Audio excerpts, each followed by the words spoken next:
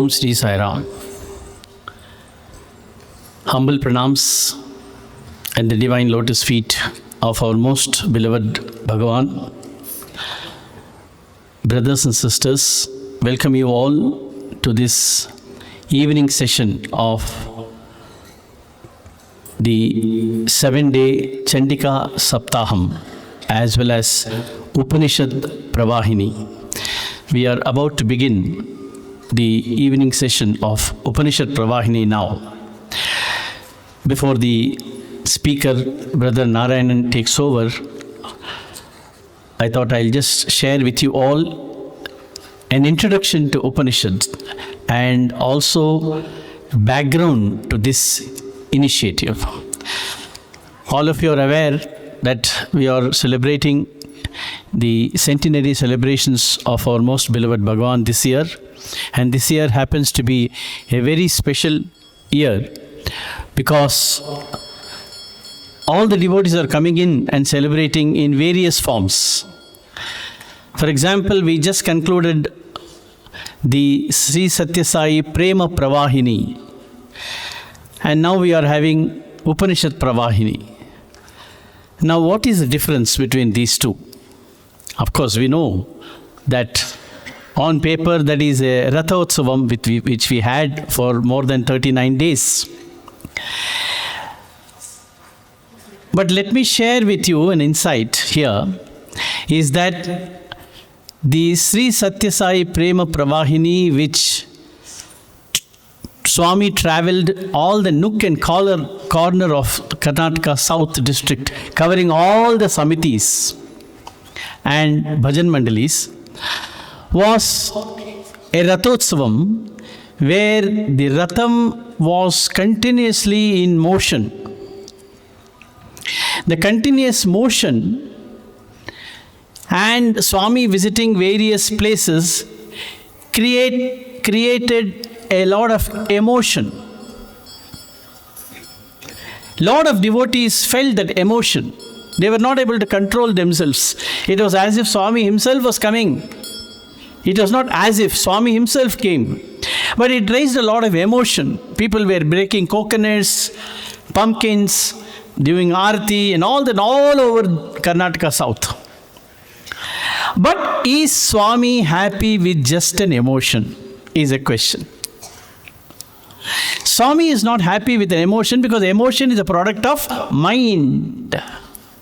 It changes. So from motion to emotion. But emotion should graduate to devotion. Motion to emotion, emotion should graduate to devotion. Second question is Swami happy with devotion? Because very many times Swami has said that devotion ostundi potundi. Devotion is also like seasons. It is not much different from emotion, but it has got some sanctity. But what is Swami interested in is transformation. So to motion, we have to graduate to emotion. From emotion, we have to graduate to devotion. And from devotion to transformation. That transformation is the objective of Upanishad Pravahini. We had Prema Pravahini, which took us up to devotion. From devotion to transformation, this Upanishad Pravahini will help us, brothers and sisters. If Vedas are the breath of God, Nigamagamam, it is said. Swami says, Upanishads are the whisperings of God to man. Swami writes in Upanishad Vahini that there were 1180 Upanishads which existed centuries ago. What is Upanishad? Upanishad is Veda Anta, that is the essence of Vedas or Upanishads. It was 1180, but over the period of time, centuries have passed, it got reduced. It got erased from the memory of sages and saints, and it got reduced to 108. From 108, today, actively, 10 Upanishads are being pursued. Mainly because they are knowledge in depth, and secondly, Sri Adi Shankaracharya raised the status of these 10 Upanishads. The 10 Upanishads are Isha Upanishad, Ishavasya Upanishad, Kena Upanishad, Kathopanishad, Prashna Upanishad, Mundaka Upanishad, Mandukya Upanishad, Taittiriya Upanishad, Aittiriya Upanishad, Chandogya Upanishad. These were the 10 Upanishads of which Adi Shankara raised the status, and he wrote the bhashyams, the commentaries. Bhagawan Sri Sathya Sai Baba added one more to this. He also added Brahma Anubhava Upanishad, and he wrote this Upanishad Pravahini for the benefit of we devotees. Now, we may not be able to cover all the 10 Upanishads in 1 week's time, so we have picked up 6 Upanishads from this 10, and we will be covering it during this Upanishad Pravahini Saptaham. Now, Upanishads, a general feeling is that it is theoretical, it is philosophical, it is highly difficult to understand, and it has got no relevance to the worldly living. Swami says this has been the notion not only among the youths, but all the people who are living in our times. But it is not that. It is Bhagawan who has given a practical insight into Upanishads. If you have read Upanishad Pravahini and also the summer courses of Upanishads, he has given practical tinge. He has not gone mantra by mantra. He has not gone sloka by sloka. In fact, he has not uttered any of the mantras from Upanishads. But he has picked up the essence of the Upanishads, what is relevant to day-to-day living. And then he has given that knowledge to all the devotees. This is the beauty of Upanishad essence given by Bhagawan. He says Upanishad is very, very relevant today, not only for youngsters but also all the human beings in this century. But only thing is we are neglecting it and we are not focusing on it. If only we can focus, we can find solutions to all the challenges that we are facing. So I will not take much time. We have a speaker, Sri Brother A.K. Narayanan. I'll just give you a brief introduction of Sri A.K. Narayanan. A.K. Narayanan is an engineer by profession, and he has got more than 30 years of experience in software development. And Narayanan is now presently working as a principal architect in Philips Software. He is a very active member of the Veda Poshana team, part of the spiritual wing. He has learned the Homa Vidhana, he has learned the Vedic mantras, he has learned the essence of Upanishads from various sources, sources, and he is also mastered. You would have heard about his talks last year on Devi Mahatmyam. He has not only understood the meaning, he has learned the Sanskrit part, the mantra part, but also the spiritual aspect of Devi Mahatmyam. He is also an active member in the discussion on Veda Tattvam, and so I think he is the right person to discuss with us. Today, he will be sharing his thoughts on Ishavasya Upanishad. So I welcome Brother Narayan to take over. Sai Ram. There will be a question and answer session immediately after this presentation. So please feel free for whatever questions you have got. Sai Ram. Om Shri Sai Ram. We'll just start with a prayer. Om Guru Brahma Guru Vishnu Guru Devo Maheshwaraha Guru Sakshat Param Brahma Tasmai Shri Gurave Namaha Gurave Sarva Lokanam Bishaje Bhavaroginam Nidhaye Sarva Vidyanam Shri Dakshina Murtaye Namaha हृदाकाशे सदा भान्तं शान्तं आनन्दरूपिणं ज्ञानभानुम् अहं वन्दे सद्गुरुं श्री सत्यसायिनं सर्वमङ्गलमाङ्गल्ये शिवे सर्वार्थसाधिके शरण्ये त्र्यम्बके गौरि नारायणि नमोऽस्तुते. My humble pranams at the lotus feet of Bhagawan, and Sai Ram to all of you. So last year we were here discussing about Devi Mahatmyam, and this time Swami has blessed us with the opportunity to talk about Upanishads. So Upanishad Pravahini, as Sundar Sir was saying. So in fact, when I told this to my guru, he was very happy about the name Upanishad Pravahini, because Upanishad is Pullingam and Pravahini is Strilingam. You know, so Upanishad Pravahini is a very beautiful name. Right? So as Sundar Sir was saying, today's talk is on the first of the Upanishads, which is the head of the Upanishads, the Ishavasya Upanishad. But before we kind of dwell into that, let us see what Upanishad itself means, since this is the first day, right? At least we should know what is the meaning of this word Upanishad.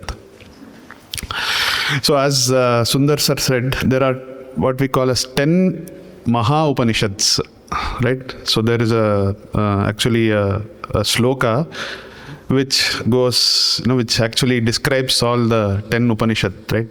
Isho kata, Isho kata kena, Manda Mandukya, Taittariya, then Aitareya, Chandogyam, Brihadaranyakam, Tata. Like that, 10 Upanishads are listed. So what is the significance of these 10 only? Right? Why are they called Maha Upanishads? So one is, of course, Adi Shankara has written the Bhashyam or the commentary for these 10 Upanishads. And secondly, why Adi Shankara had to choose only those 10 Upanishads? Right? He could have written on any other Upanishad also. So the Brahma Sutras reference only these 10 Upanishads. In the Brahma Sutra, which is considered as the logical, answers to all the Upanishads, the collection of Upanishads. So in that, Vedavyasa has referenced only these 10 Upanishads. The references given in the Brahma Sutra are only to these 10 Upanishads. And therefore, Adi Shankara also has chosen these 10 Upanishads for commenting. So what is Upanishad? And why Upanishad, first of all, right? So in our, worldly life, if we ask what is the one thing that everyone aspires for, right? Then we will all say we are all in pursuit of happiness. In one way or the other, we are in pursuit of happiness. And what kind of happiness? We want happiness not only in the morning when we get up and do Omkara Suprabhatam. After 10 minutes, it should not go away. Once you go to office and see your boss, it should not go away, right? Once you start quarreling with somebody at home, it should not go away. We want happiness that is forever, right? This is what we want. And the problem is that if you search for happiness always, and if you search for it in this finite worldly things, you will never find it, because you are searching for something that is infinite things. That will never give you an infinite joy, ananda as they call it. Because all the objects in this world are ridden with, some sort of, there is some fault in all the objects in this world. So it is, in one of my gurus, he calls it as BAD, right? So they have 3 kinds of papams, right? Bandhakatvam, Atriptikaratvam, Dukkha Mishritatvam. Now these are the 3 kind of things that all material things in this world are ridden with these problems, right? Bandhakatvam means as soon as you start liking something, you start developing an attachment to it. It comes naturally, right? Bandhakatvam. And then once you want to have or buy, let's say you want to buy a car. So once you start thinking about buying a car and you buy a car and you start driving that car, that happiness of the new car will probably last for a few days, maybe a few weeks if it's a BMW, till the first scratch appears on the car. You will have happiness, right? But after that, you will want a better car because new model has come, right? Maybe it's EV, right? New EV model has come. So I want a bigger car. I want SUV now, right? So there is atriptikaratvam. It is always, you will want more things, more better things, right? And dukkha mishritatvam. Dukkham means once something that you have goes away, right? Or it is not only for things, it is also for people, right? Relationships. Like they say, some people give happiness, right, where they go. Some people give happiness when they go. So both kinds of people are there, right? So dukkha, so all these are the aspects. So how to get out of this? So we have to look for this kind of eternal happiness in something that is eternal. You cannot look for it outside in this material world. So this is what is the essence of Veda Anta Bhaga. All the Veda Purva Bhagas talk about the various aspects that are related to this material world, whereas the Veda Anta Bhaga says it's a philosophical aspect of the Vedas, which says, now if you want permanent happiness, you have to look for it inward. Turn your attention inward. Right? Because the only thing that can give you permanent happiness is not there, it is here. Right? So that is what they all try to tell you. And if you look at the main problem that Vedas or Veda Antabhaga says, what is the problem? You have not understood who you are. You may say, what do you mean? I know my name, I know my father's name, I have my family history, I know what I have studied, I know where I am working, how much salary I am drawing, all this I know. What do you mean by saying I don't know who I am? Right? So when you look at it closely, we say that these are all things that are associated with this body-mind complex, right? And this body and mind is an instrument given to you as far as the Vedas are concerned, for you to achieve a higher purpose. These are just instruments, what we call as upadhi. It's a technical term, but it's an instrument given to you for achieving something higher in life. And we are now thinking that this is me, right? So what is mine? Because for example, when you say you have a mobile phone, you don't say I am mobile phone, right? It is my mobile phone, right? It is my watch. It is, my house. All of that, we are very clear that it is not me, but it is mine.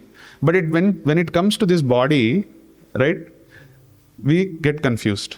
We think that it is not mine, but it is me.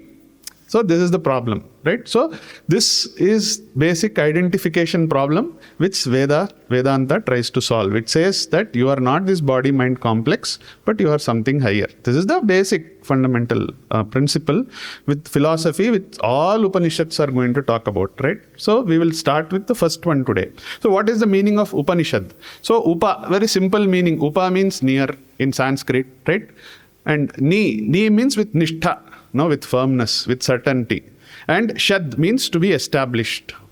So, what does this mean? That it physically, if you do a straight translation, it means you go and sit near a guru, right? With nishtha, with determination, and try to, with humility and devotion, and try to learn who you really are, right? This is what Upanishad means, right? There are other interpretations of this term also. It also means nearness to the real self, and that real self is called Brahman, Atma, etc. Right? So Atma Vidya. Then, of course, Ni means in order to learn this now, my mind should also cooperate. Right? So if my mind is constantly deviating in the world outside, then I cannot learn this kind of a Vidya. Right? So Ni means firmly grounded mind. Right? And shad also means destruction. Destruction of what? Destruction of the false knowledge that I have about myself. So that is called avidya. So these are simple technical terms which is used in Upanishads. So I'm just telling so that whenever you encounter these terms, it is easier for you, right? So basically destruction of ignorance, right? Ignorance about myself. So that is also another meaning of Upanishad. So Upanishad, right? So being able to go to a guru and with determination be able to learn who you really are and destroy the ignorance about myself. This is what the term Upanishad means. Now, if you look at this particular Upanishad, Ishavasya Upanishad, now it occurs in, so there are 4 Vedas, just to give a brief context, 4 Vedas, each Veda is divided into 4 sections, right? Samhita, then Brahmana, then Aranyaka and Vedanta or Upanishads, right? These are the 4. So now in the 4 Vedas, Yajurveda is divided into 2, Shukla Yajurveda and Krishna Yajurveda. So this Upanishad occurs in the Shukla Yajurveda, Shukla Yajurveda Upanishad. And most of the Upanishads should occur in the Upanishad part. No? That's why they have classified 4 in each Veda, you have 4 sections and one section is exclusively called Vedanta or Upanishad. Now, you are saying there is one Upanishad which is not occurring in this section, but it is occurring in the Samhita Bhaga. Means in the Mantra Bhaga, you have an Upanishad. So this is the peculiarity of this Upanishad. So of course, there are many interpretations to this, but one of the, I think, most interesting interpretation of this is that it says, maybe the seers thought that there are some bright students, right? Because see, Samhita Bhaga is taught during Brahmacharya. When you are a Brahmachari, you learn mantras. No?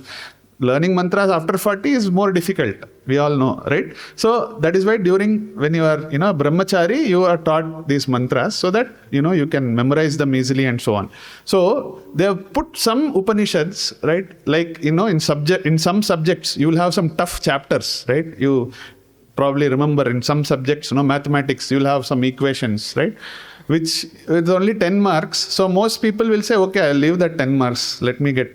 But there are some students who are very bright and they may get the essence of that in that, right? So to attract such students, one Upanishad is put in the Samhita Bhaga. So this is one interpretation saying why it should come. Okay. So this is, and it's a very, very small Upanishad. And every Upanishad has a Rishi associated. So just like, every Veda has a Rishi. So in the Upanishad also there is a Rishi. Yajnavalkya Rishi is the main Rishi for Shukla Yajurveda. And this is a very small Upanishad with just 18 mantras. There is one which will come which is shorter than this, which will come later. But this is also relatively shorter because all other Upanishads are quite big. Okay. Brihadaranyaka is very big Upanishad. That's why it's Brihad. Brihad means big. Brihadaranyaka also part of Shukla Yajurveda. So this is also considered as a condensed version of Brihadaranyaka. Okay. Now, what does this Upanishad tell us? What is the teaching that it gives us? So there are just 4 major things that this Upanishad is trying to tell, because we are not going to go mantra by mantra. We have limited time, right? So what does this Upanishad tell us?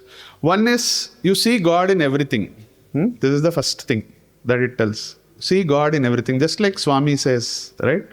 So, Prema Swalupulara, this is how he addresses everybody, which means what? You see divinity in everybody. This is the first teaching of the Upanishad. It's a simple thing, but it's not simple to practice. Simple to tell, but it is not simple to practice, right? And then the second teaching that it says is renounce. Don't hold on to things, like renounce, right? So this is the second. We'll come to this. I'm just giving you at a high level what it is. And what is the importance of doing karma? Karma means doing activities in our daily life, doing also spiritual activities, worldly activities, whatever it is. What is the significance of doing these activities? How it should be done, right? This 2 paths to knowledge, right? So the karma and jnana, these are 2 paths which everybody has to take. It's not optional. No, it's not an optional subject. Only karma, only No, everybody's needs, and it tells us what is the importance of that, because action is needed for you to purify your mind. Knowledge is required for you to remove your avidya, ignorance. So both are required, right? And then what is the nature of that self? We are talking about Upanishad. So obviously it should tell what is my real self, right? It should talk about the nature of the self. And then finally it ends with a prayer. So this is 4 major topic. Now, if you see the first, so this is very abstract Upanishad, which requires commentary, and you will understand why when we see the first Shanti mantra. Every Upanishad starts with the Shanti mantra. It's a very popular Shanti mantra. I'm sure all of you have heard, right? Purnamadav Purnamidam Purnat Purnamudachyate Purnasya Purnamadaya Purnameva Avashishyate. Okay, this is a very popular Shanti mantra. Everybody knows. So if you literally translate this, what does this mean? This says Purnam Adaha. So that is Purnam. Purnam Idaha. This is Purnam. So, and Purnam, the other meaning of the word Purnam is whole. W-H-O-L-E. Okay. So Purnam, whole. No? Now if you translate it like this, it literally means that is whole, this is whole, and from that whole came this whole. And what remains is still a whole. If I translate like this, there will be a hole in the head, right? Because there's not much you can decipher. So that is why this Upanishad, because it's so abstract, it says that, this, what is that, what is this, right? Somebody has to come and clarify. So it's very abstract, and therefore we need a commentary. Somebody has to come and give a commentary and say, what is the meaning of this? What do you mean by Adaha, Idaha? What is this, right?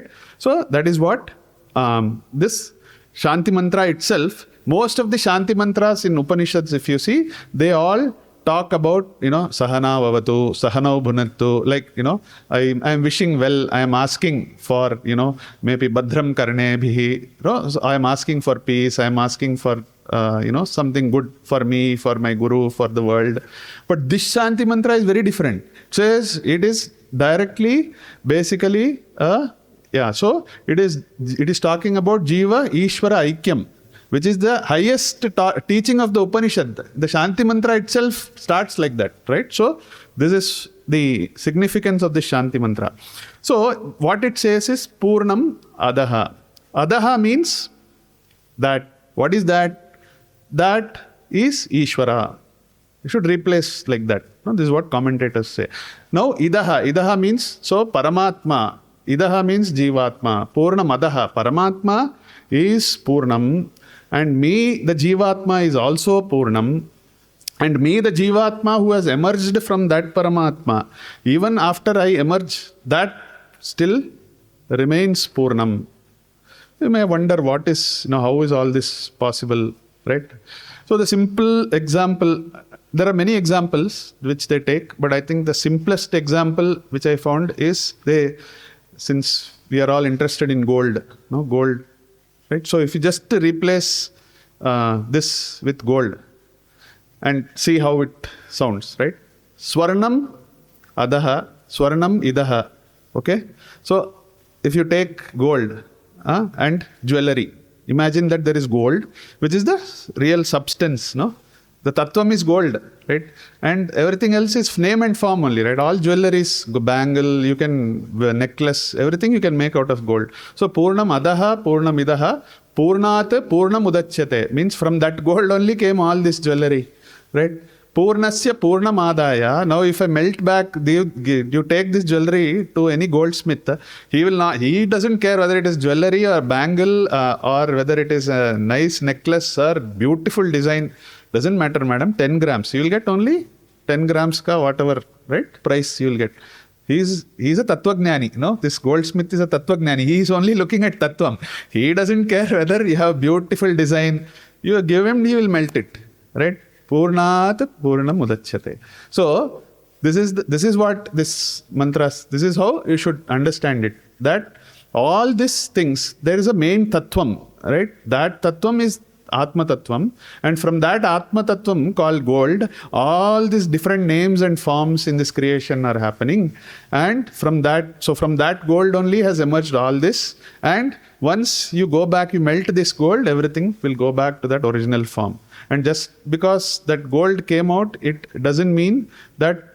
So that is another thing that this talks about, is the infinity principle, where it says that if you think of this adaha as infinite, then from infinite, if you take out 10, how does it matter?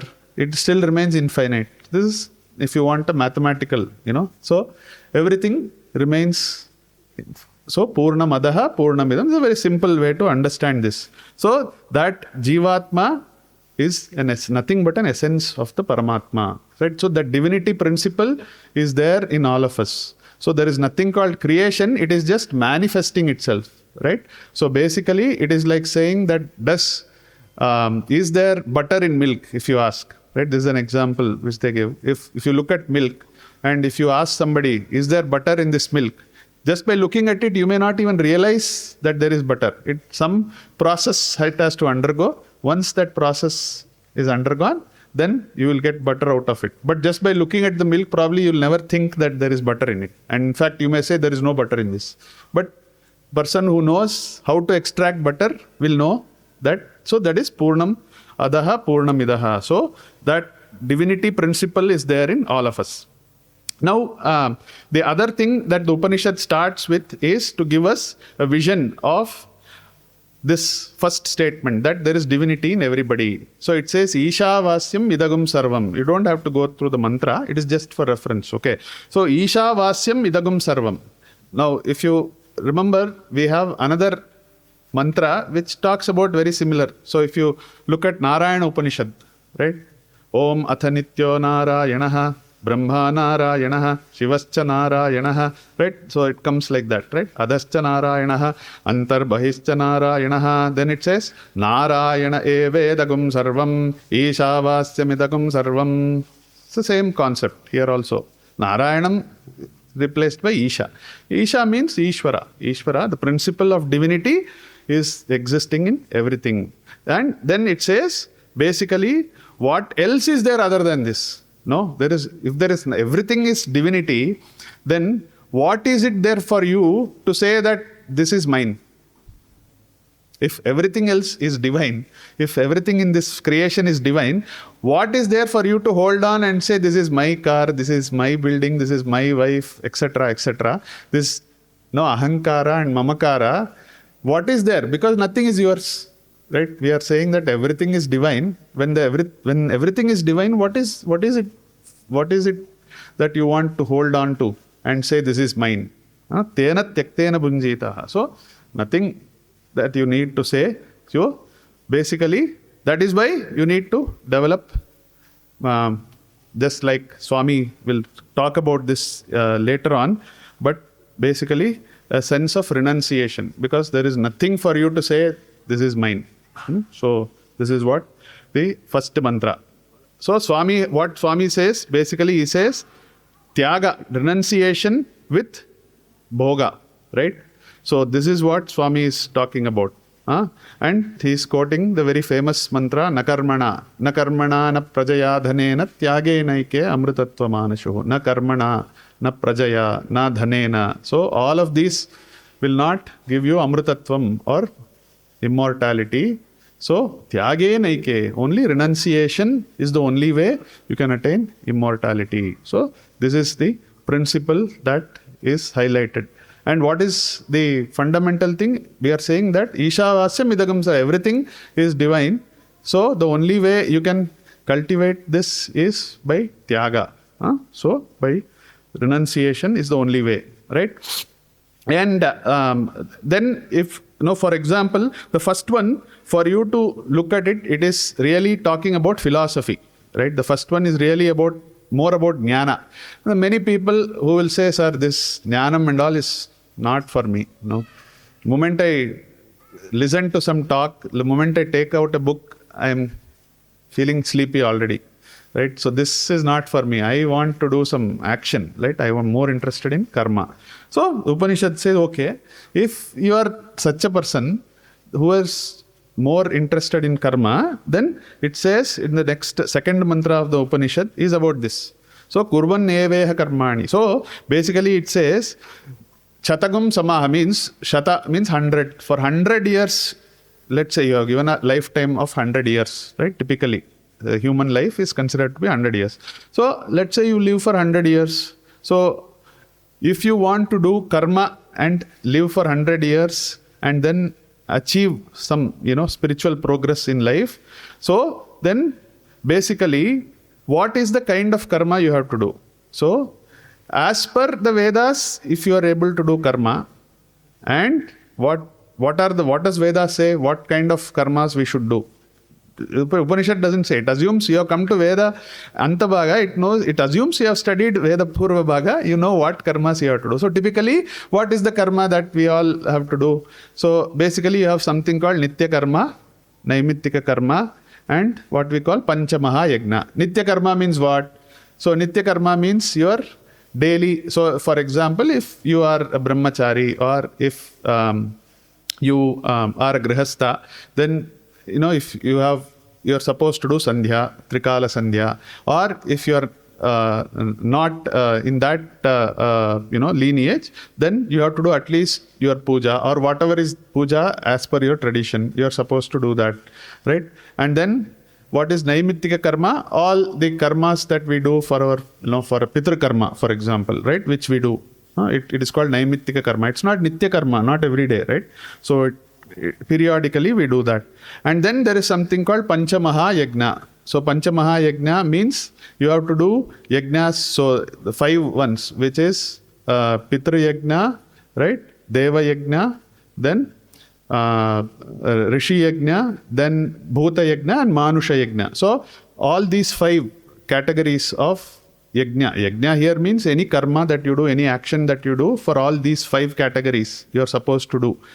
Not just one. So this is what is the karma suggested by Veda. So if you do karmas like this, as recommended by Vedas, and you live a life of 100 years, right? Then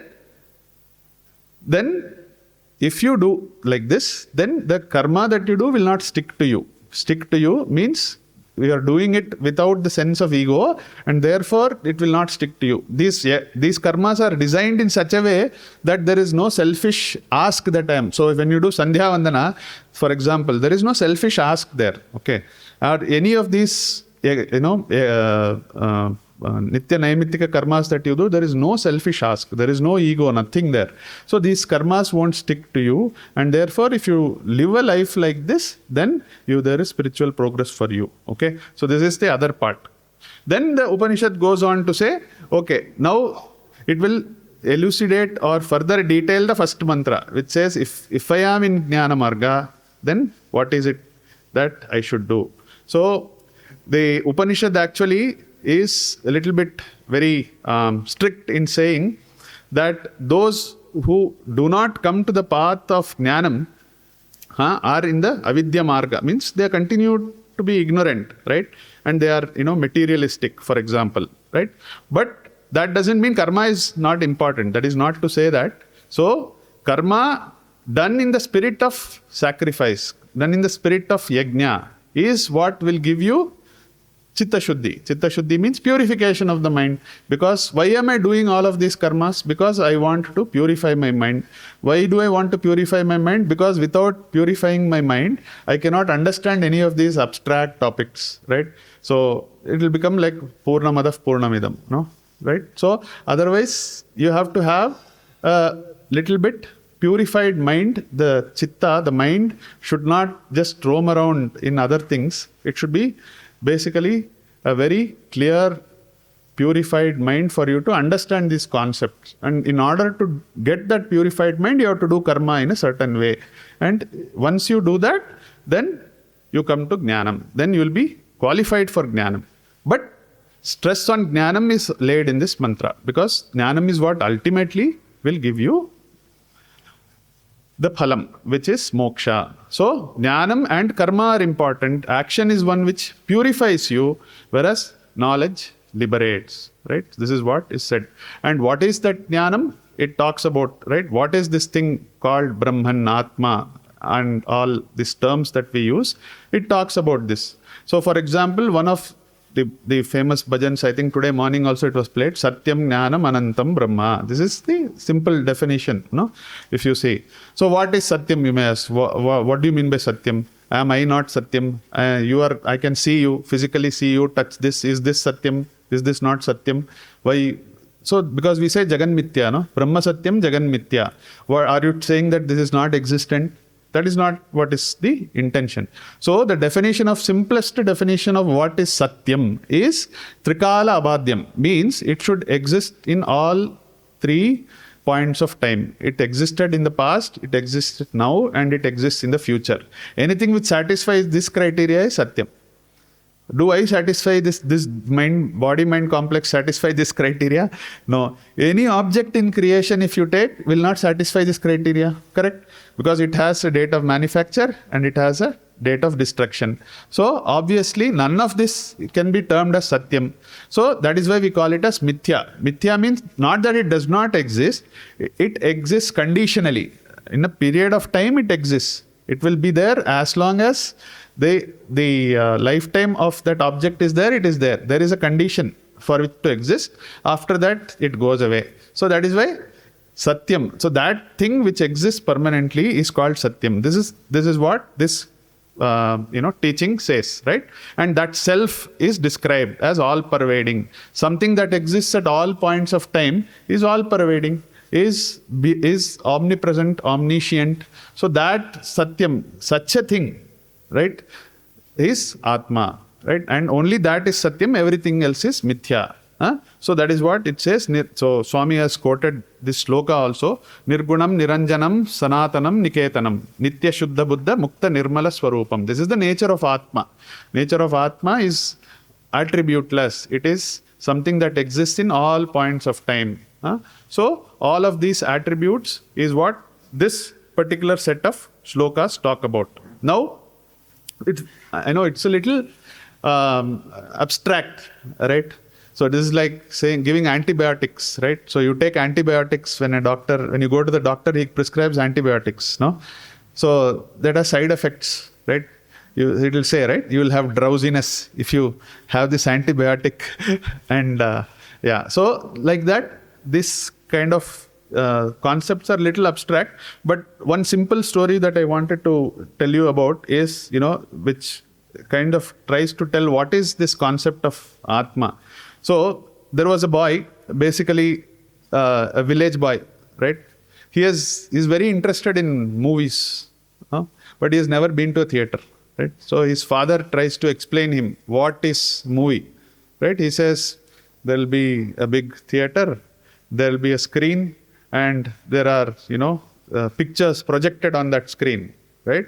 And all of this action that you see, the hero, the heroine fighting, all of this will be projected on that screen. So, okay, he imagines, right? Then one day his father takes him to a movie theater. So they go to the movie theater, they sit down. Unfortunately, movie has already started. They were a little late. So it's dark, room is dark. When they enter, right, movie is already playing. Right? So they go and sit. Then this boy starts asking his father, you said there is a screen, where is it? So this hero, that is a hero who is fighting. Behind him is the screen. So behind him there's a hill. That is the screen?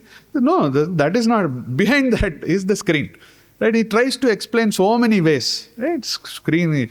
This boy doesn't get it. Where is the screen? What is the screen? Is it the background? He's confused. And after some time, movie interval comes.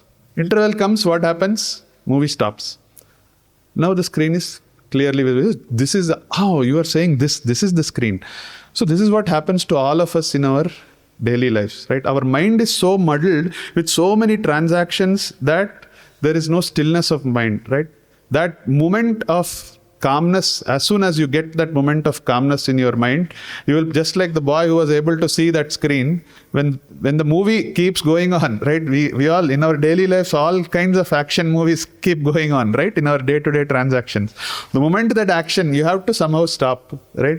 Only then you will be able to reflect the real nature, and that is what gives you ananda, right? So that is just wanted to give you that example. And then the second part of the mantras which talk about karma. So it says that it is warning, clinging only to rituals, right? Just like Swami says, if you don't understand the meaning, then it is only a ritual, right? If you understand the meaning and do it, it will become spiritual, correct? So just like that. So just by clinging to karma, but how should I do the karma then? Right? You ask, I mean, what is the recommendation? So Swami and the Upanishads say you have to do nishkama karma. Nishkama means without any attachment or egocentric desires when you do the karma. That is why we have many activities in our organization that already encourages this. When you do Narayana Seva, right?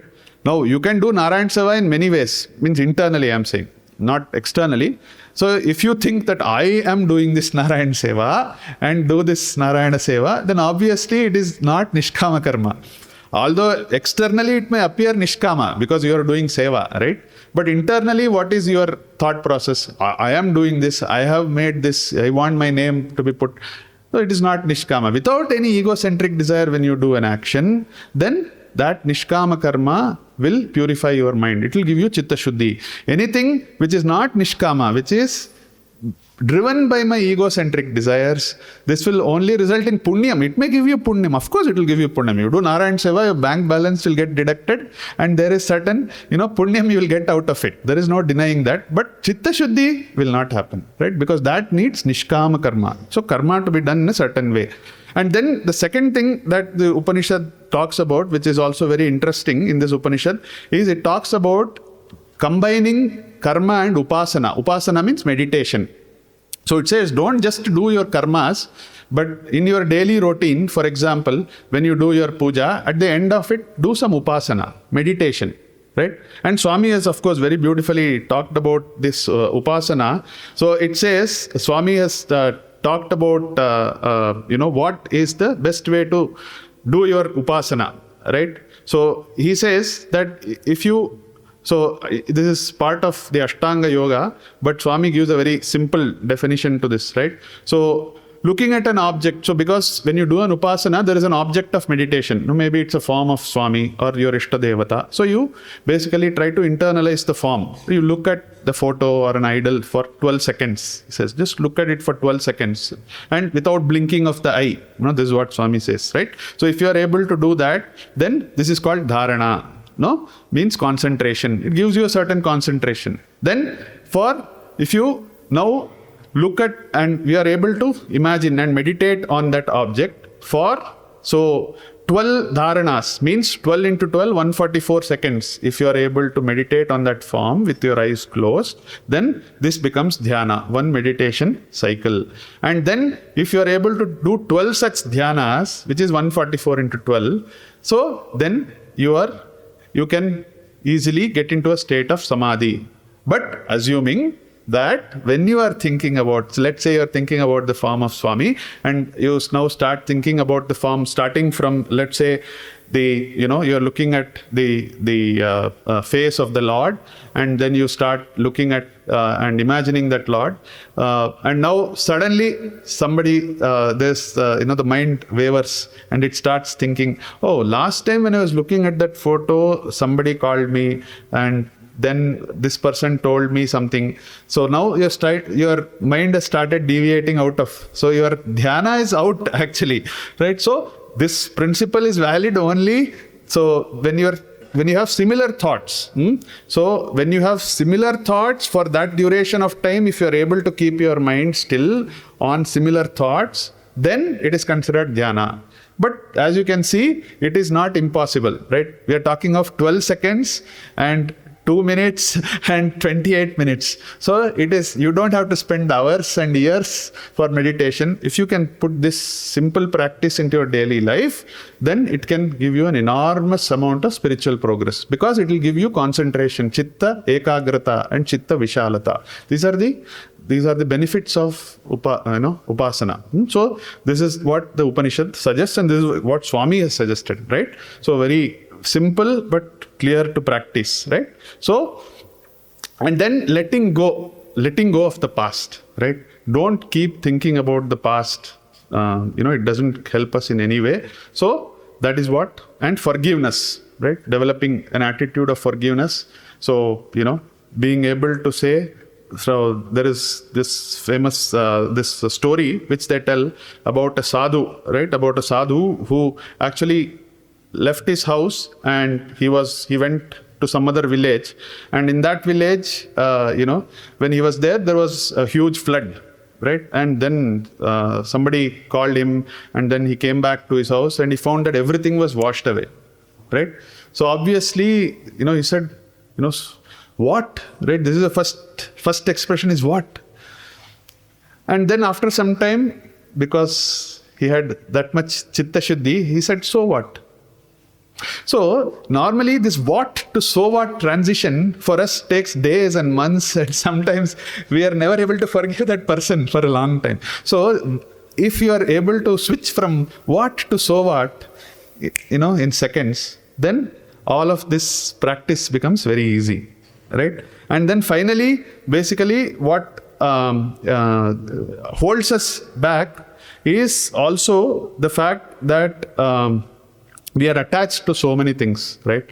So, like a sadhu, there was a sadhu who, came out. He came out of his studies. Then he said, "I am going to lead a simple life of a sadhu," right? And he chose a place outside some village, and he said, "Okay, let me stay here." And then, he was wearing simple dress. He's a sadhu, right? So, simple kaupinam. He used to wash 2 kaupinams he had. He used to wash, put that. So he found that he had built a small kutiram, for him to stay. So every time when he washes and puts it overnight, he will see that some rats have, eaten that, right? There's a hole in his kaupinam. So somebody said, "No, why don't you get a cat? The cat will kill the rat, or it will drive away the rat." So he gets a cat. Now, then in order to feed the cat, he has to have milk. Now, people say, "Oh, they will give you cow. Just, take the cow." Right? He gets 2 cows. And then now he has to feed the cows. Right? In order to give the milk to the cat, he has to feed the cows. So then somebody says, "Yes, there is this lady. She is anyway looking for a job. You employ her." So he employs this lady. And then after some time, they say, "This lady is anyway staying with you. She is poor. Why don't you get married?" So he gets married. Then they have children.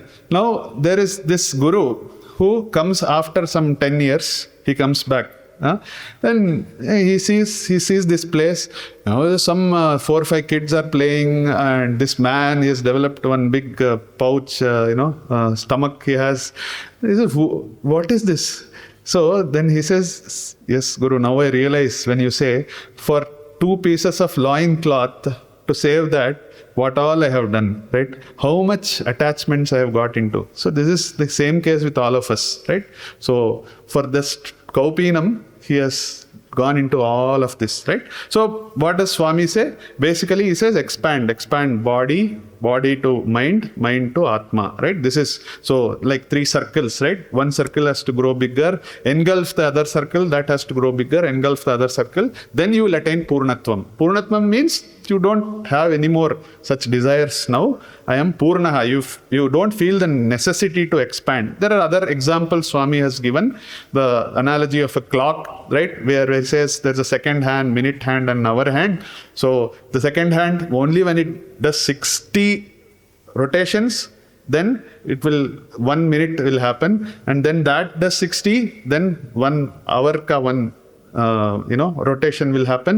So that is like that. So much karmas you do, nishkama karma you do, some chitta shuddhi will happen, right? Eventually, then when you do jnanam, it's faster, right? Then the our hand will rotate, right? So that is the significance that Swami talks about.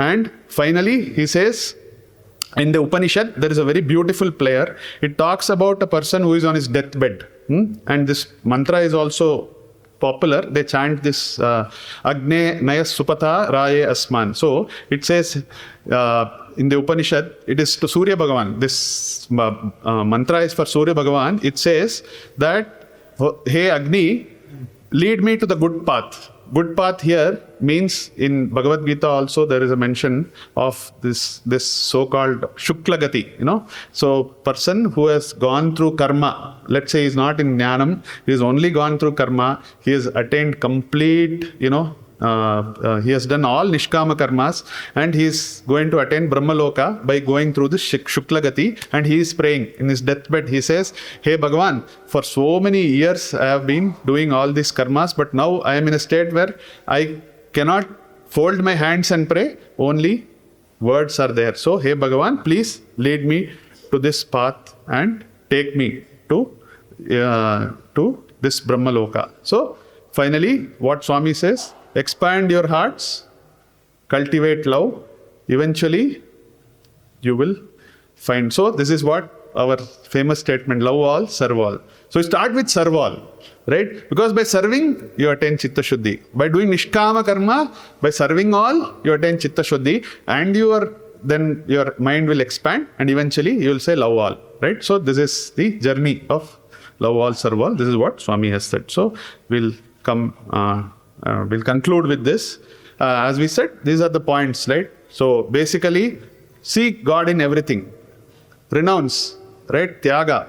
Then action and karma and jnana both are important, because karma purifies and jnana liberates, right? And the goal of life is to harmonize how much karma you do, how much jnana you do. All of this you have to harmonize because the time is limited. So both karma and jnana are important. Karma and upasana one must balance, and through expanding your hearts and cultivating love, then you can attain this final state which Upanishad calls as Jivan Mukti, right? So this is what the final thing is, and we will just conclude with this small bhajan that Swami has, which I think captures the essence of the Upanishads.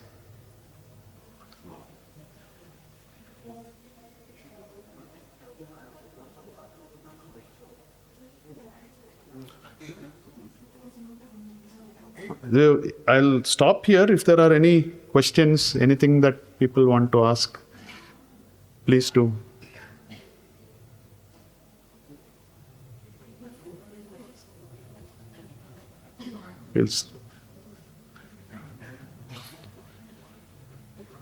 Yes, ma'am. Sairam.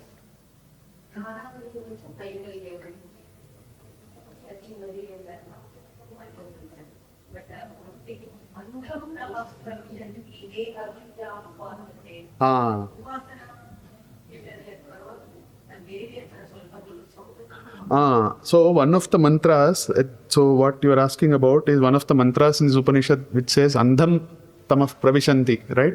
So basically that mantra comes as part of the Karma Kanda, where the Upanishad is actually calling people who are not into Jnana and only doing karma as Andham Tamaha. They are blind. It is calling them blind. Means not that they are literally blind, but they are still not able to realize the fact that Jnanam is important, because they are only doing karma. So by only doing karma, it is comparing them to blind. Andham Tamaha Pravishanti. So basically it is saying that for people who are only into karma and they ignore Jnana Marga and they are only into karma, it is as though they are blind to their ignorance, right? So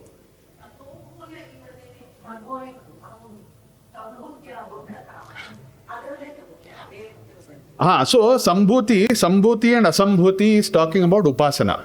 So there are two kinds of Upasana which are described. Sambhuti Upasana and Asambhuti Upasana. Two kinds of Upasana. No, Sambhuti, so I mean, since we didn't have time, we didn't get into that. So Sambhuti Upasana, so when you do Upasana means meditation. When you do meditation, there are two kinds of meditation. One is you can meditate on an object which is like a form of a Lord, your Ishta Devata, or it's a physical object you meditate on, right? So like Swami has recommended meditating on Deepam, right? Light. But Vedic meditation involves things that are Nirgunam. So, for example, let us say you are now a student of Vedanta and you understood Atma Tattvam and you say Nirgunam, Nishkalam, Nityam, right? Shuddha Buddha.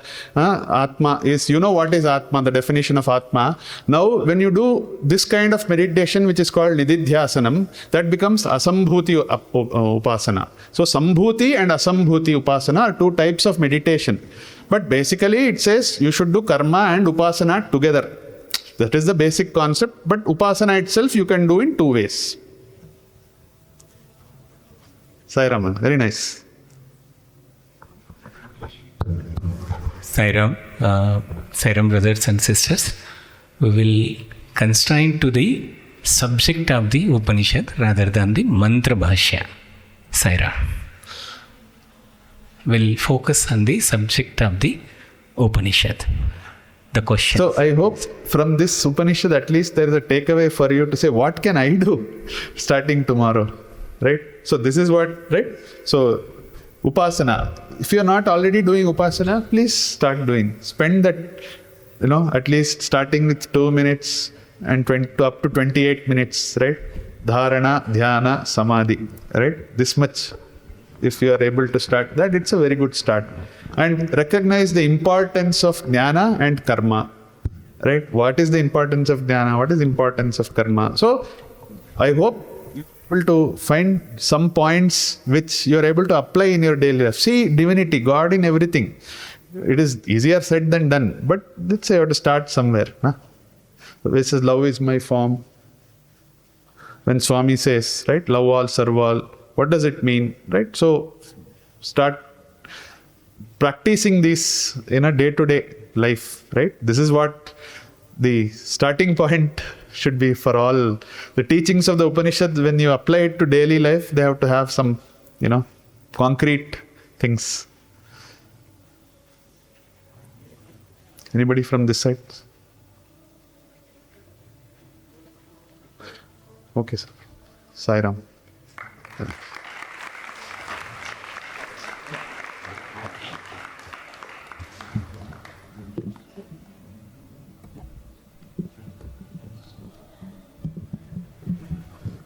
Om Shri Saram. Thank you so much, Narayan sir, for sharing your thoughts on Ishavasya Upanishad. In fact, we are all aware that, like sir already mentioned, Upanishads are part of the Vedas, right? And the other name for Vedas is Shruti, which means that the learning that is passed on through hearing. And in a way, that is what we have done this evening, where the learning that sir has had from Swami, from his Guru, he has passed on that to us through the form of hearing, Shravanam. So thank you once again, sir. I just would like to quickly summarize a few points that sir mentioned. So today we went through what is the meaning of the word Upanishad, the inner meaning of it, and then we looked at Ishavasya Upanishad in particular, the 4 main teachings from the Upanishad, which is see God in everything, not just every human being, but everything. See God in everything. There are 2 kinds of margas. One is the Jnana marga and the Karma marga. Of course, sir has also explained what, in this particular Upanishad, what is meant by Karma marga and Jnana marga. Sir mentioned about Nishkama Karma and how Swami's instructions on Upasana, which is Dhyana, Dharana and Samadhi. And very nicely intertwined all of these with those beautiful stories or parables of what to sow what, and the Chinna Katha on the sadhus loin cloth to mansions and bungalows. And finally you concluded with the prayer for liberation that we all make. At this instance I'm reminded of the prayer that we chant every day. Very often we chant this prayer, but do we realize that we are actually making a prayer? It's a very simple prayer, Samastha Loka Sukhino Bhavantu. So what is the meaning of this? Samastha Lokaha, let all the worlds. It doesn't refer only to the physical worlds, the mental world that, what sir was saying, destruction of ignorance, right? Ignorance is what builds that mental world. If there are 400 of us sitting here in this hall, there are 400 worlds in this hall. So, samasta lokaha sukhino bhavantu. What is sukhino means? Let them be happy, right? Swami gives the definition of happiness saying, true happiness is union with God. Right? So, when we are praying samasta lokaha sukhino bhavantu, we are actually praying for liberation, which Sir has mentioned about, which is the final teaching of Ishavasya Upanishad. So, with this, I would like to make a few announcements.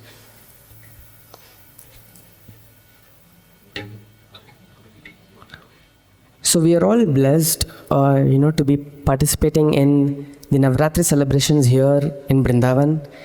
During Swami's physical presence in Prasanthi Nilayam, Swami would often say that the yajnam that is conducted in the morning represents the bhakti marga of reaching God.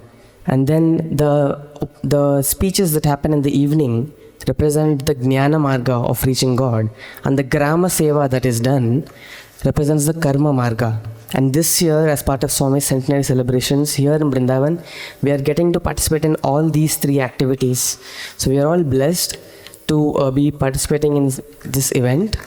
In this regard, tomorrow being the second day of Navaratri celebrations here in Brindavan, the program begins at 6 a.m. with Durga Saptashati Parayanam, Chandi Tarpana, followed by Chandi and Navagraha Shodasha Upachara Puja at 6:45 a.m., followed by Durga Homam and Purnahoti at 9 a.m. This will be followed by bhajans and Mahamangala Aarti by 9:30 a.m. The evening program, just like today, will begin at 4:15 with Vedam, Lalita Sahasranamam, Swami's Ashtotram, and at 5 p.m. we will have a talk on the second Upanishad, which is the Mandukya Upanishad by Srimati Saroja Krishnamurti. This will be followed by bhajans and Mahamangalarti. We request all the devotees to participate in large numbers and receive Swami's blessings. Jai Jagadish Hare Swami Sathya Sai Hare Bhakta Jana Samrakshaka Bhakta Jana Samrakshaka Pati Maheshwara Om Jai Jagadish Hare Shashivardhana Shri Kara Sarva Pranavali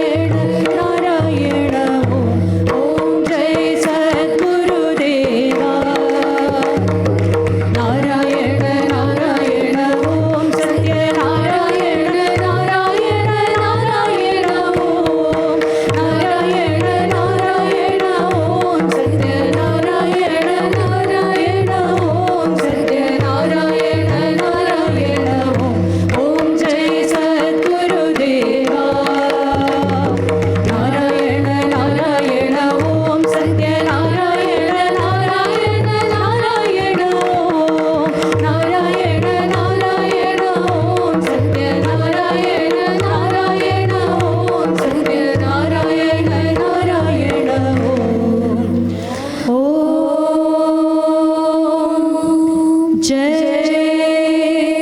सद्गुरुदेवा।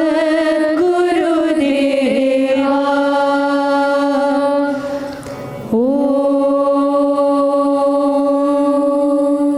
शांति शांति शांति। समस्त लोकाः सुखिनो भवन्तु। समस्त लोकाः सुखिनो भवन्तु। समस्त लोकाः सुखिनो भवन्तु। ओम शांति शांति शांति।